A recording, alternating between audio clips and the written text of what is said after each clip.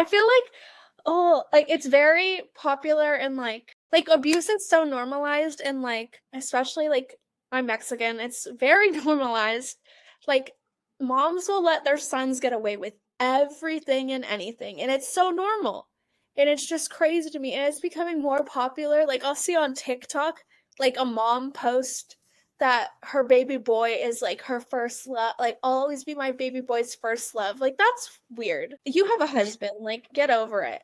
Like that's not your first love, that is your child. It's actually disgusting. Not healthy. That's so weird. It's not normal. It's not healthy. No, that's a former parent was Yeah, that's good not. from the get-go, because the first minute the police show up at the door, we're not saying anything, here's an over to our lawyer. Yeah, they basically, he doesn't want to talk to you.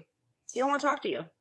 That's what they basically were telling them. And yeah, it was completely, they were being so uncooperative, and they were saying, couldn't you have any empathy for her parents? Can you have empathy for her parents? Like, if you guys don't, and they were just like, this girl lived with them. She lived with them. She went out, she lived with them.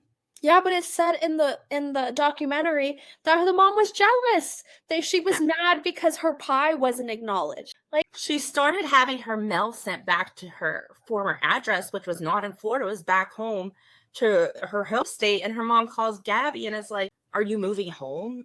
Yes, I'm kidding. it was shipped to her. Yeah, like she was just like, the mother was just doing, it was odd when Gabby was alive, but even when she passed away, it was like the zero empathy for someone. You need some. Yeah, they definitely enabled him. They hindered justice, they enabled him. Oh yeah. I mean, that totally resonates through the whole thing of the failure on how to protect Gabby, because they do not give two hoots that the whole nation is watching this, looking for this girl. They did not care. Setting up in their house, acting like there shouldn't be any repercussions. No, and I almost felt like they like almost provoked it at times. Like they were just so rude that they were like making it like hurtful to Gabby's family. And I think that they were purposely hurtful. Like they weren't even like, no, we respectfully declined. They were literally just being so discooperative, so disrespectful that it was just like, why are you making this so hard? And then when we read that love letter from his mother, you're like, okay, like this is why you're making this, because there's no healthy parenting here. There's no healthy people here. And I feel bad that Gabby and her family. Yeah, it was very hard for me to watch. Very hard in doses because of what we experienced. I found so much I could relate to. Yes. That it was, and when it was happening, I felt the same way. It was heartbreaking. It was heartbreaking to have this family not know where their daughter was. We experienced the same.